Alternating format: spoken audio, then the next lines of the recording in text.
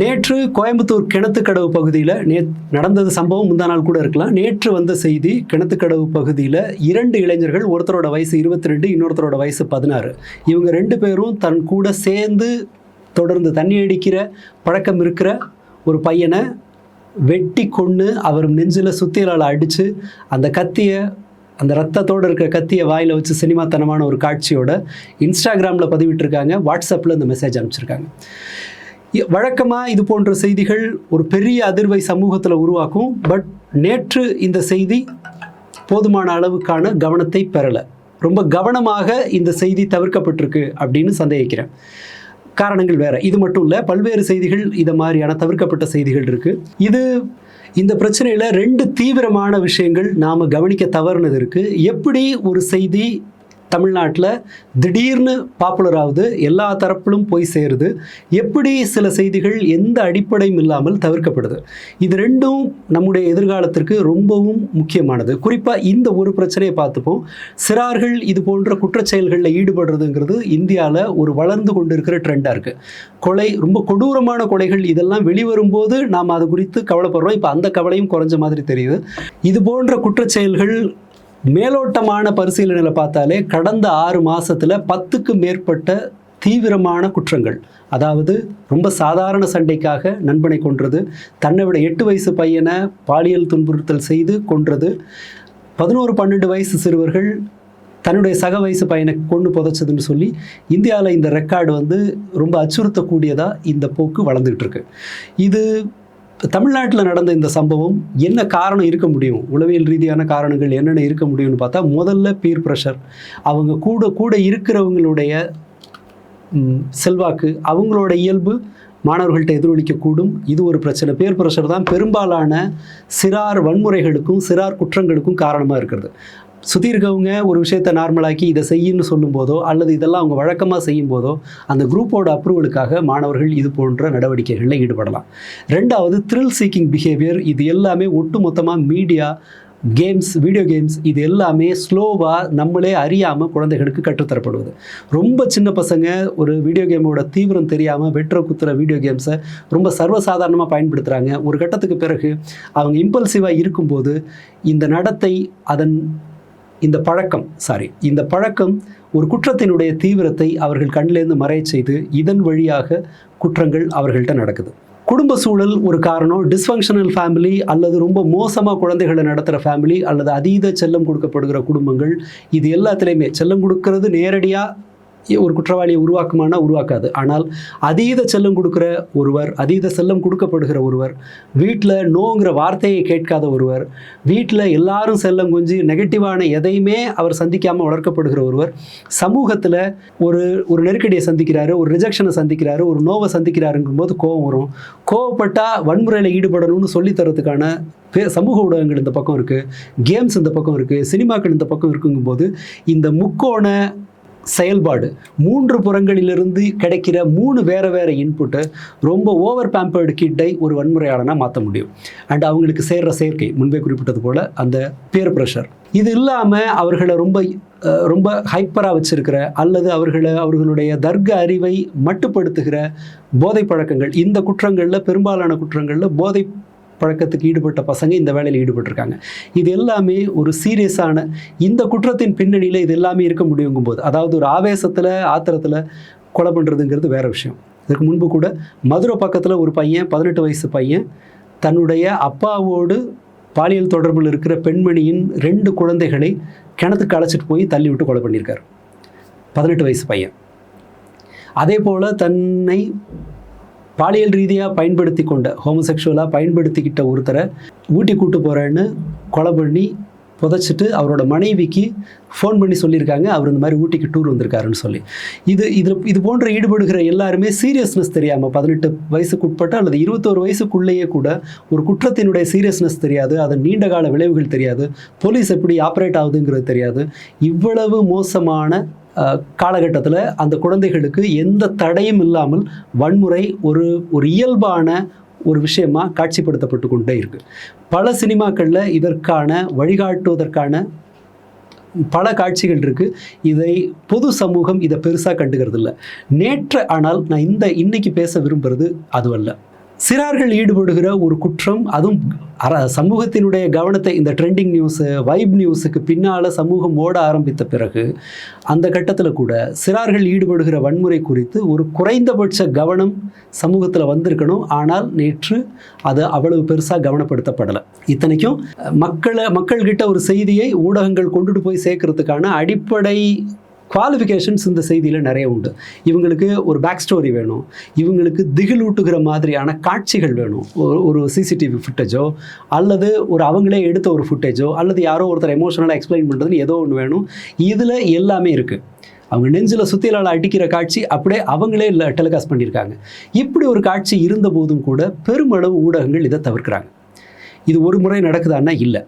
பல சந்தர்ப்பங்களில் கர்நாடகா தமிழ்நாட்டுக்கு காவேரி நீரை திறந்துவிடக்கூடாதுங்கிறதுக்காக மேகதாட்டு அணை கட்டுவதற்கான முனைப்பில் ஈடுபடும் போது, அதற்கான பெரிய செயல் திட்டங்களில் கர்நாடக அரசு ஈடுபடும் போது தமிழ்நாட்டு ஊடகங்கள் முழுக்க ஒளிபரப்புனது முதல்வர் பாலத்தில் ஏறி வேடிக்கை பார்த்தாரு, மாசா நடந்து போனார் அப்படிங்கிற காட்சி தான்.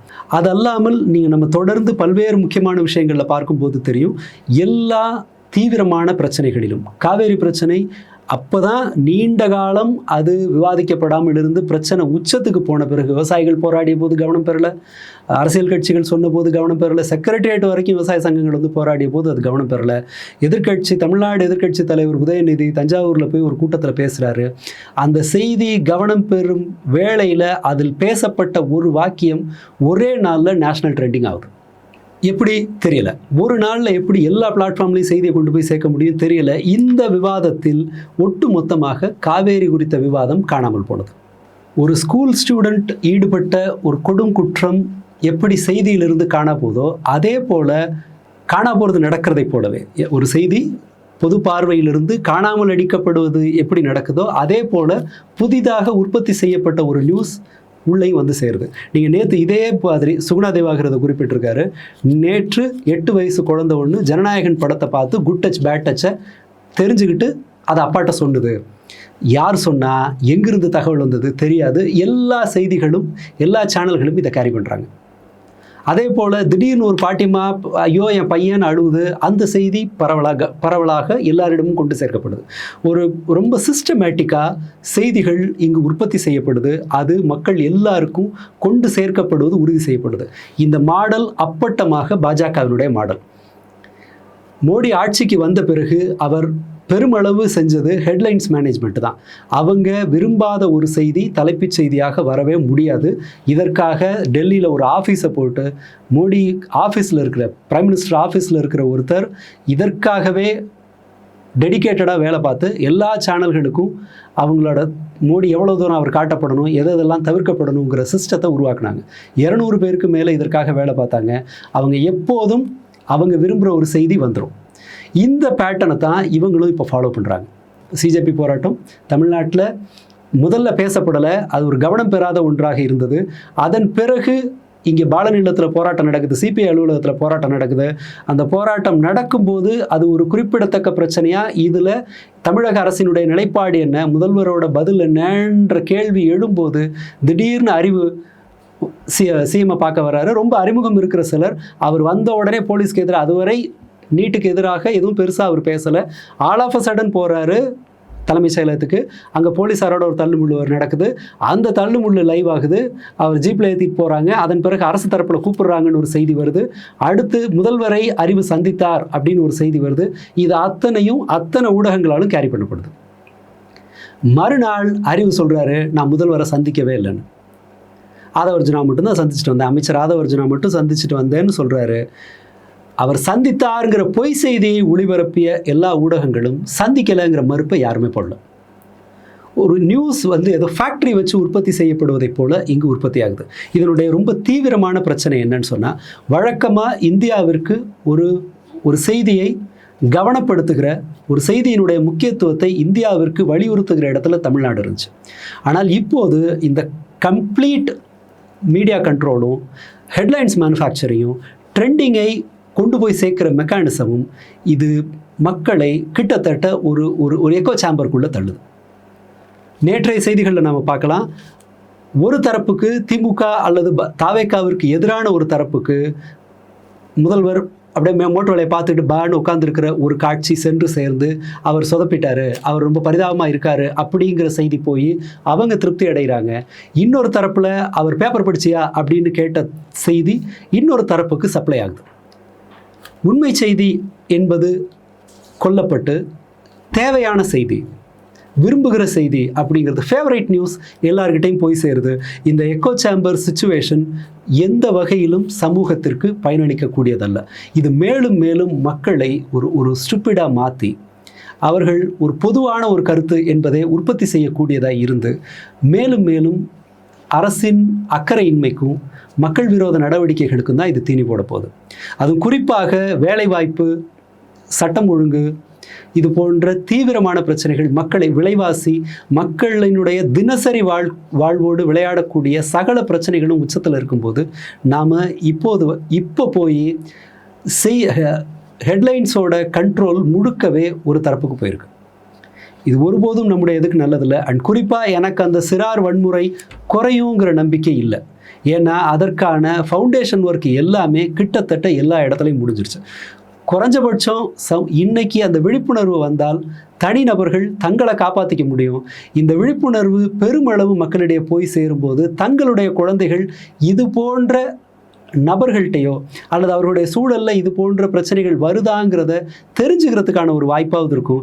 செய்திகள் இப்படி கொண்டு புதைக்கப்படுவதன் வழியாக மிக முக்கியமான செய்திகள் மக்களின் கவனத்திற்கு வராமல் அடக்கம் செய்யப்படுவதன் காரணமாக நாம் தீர்வை தேடுகிற வாய்ப்பை தினசரி தொலைக்கிறோம். தீர்வை தேடுற வாய்ப்பை தினசரி தொலைக்கிறோங்கிறது பிரச்சனை இல்லை, அது பிரச்சனையை தீவிரமாக்கிக்கிட்டே இருக்கும். தீர்வை உருவாக்குவது, தாமதிக்கப்படுகிற தீர்வு கண்டுபிடிக்கிறதுக்கு அல்லது பிரச்சனையை தெரிஞ்சுக்கிறதுல நாம் காட்டுகிற தாமதம் தீர்வை இன்னும் காம்ப்ளிகேட் ஆக்கும். இது எங்கோ யாருக்கோ நடக்கிறது அல்ல. ஏதோ ஒரு இடத்தில் ஒரு விஷயம் லிமிட்டை தாண்டி போகும்போது நம்ம கவனத்துக்கு வருது. ஆனால் அதை உருவாக்கக்கூடிய காரணிகள் ஒவ்வொரு வீட்டு ஹால்லையும் உட்கார்ந்துருக்கு. அது எந்த தடையும் இல்லாமல், எந்த நெருக்கடியும் இல்லாமல் குழந்தைகளுக்கு வன்முறை சப்ளை ஆகிக்கிட்டே இருக்குது. அந்த வன்முறை செயலாக்கம் பெறுவதற்கான காரணங்கள் சமூகத்தில் உருவாகிக்கிட்டே இருக்குது. அதை கண்காணிக்கிறதுக்கான மெக்கானிசம் முழுக்க தூங்கிக்கிட்டு இருக்கு. இது விவரிக்கிறதுக்கெல்லாம் ஒன்றும் இல்லை. இது உள்ளபடியே ரொம்ப மோசமான, நாம்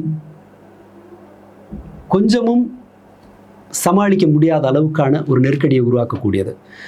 குறைஞ்சபட்சம் இப்போதாவது இது குறித்த விழிப்புணர்வு நமக்கு உருவாகும் போது ஏதாவது ஒரு தீர்வை நோக்கி போகலாம். ஸ்டில் இதை தீர்க்கிறதுக்கான வழிகளை இன்னுமே தான் கண்டுபிடிக்கணும். அதை கண்டுபிடிக்கிறதுக்கு நாம் இப்படி ஒரு பிரச்சனை இருக்குங்கிறத ஒத்துக்கணும். அப்படி ஒத்துக்கணும் அப்படின்னு சொன்னால் இந்த ஹெட்லைன்ஸ் மேனுஃபேக்சரிங்கிற ஒரு பிரச்சனை இருப்பதை நாம் ஏற்றுக்கணும்.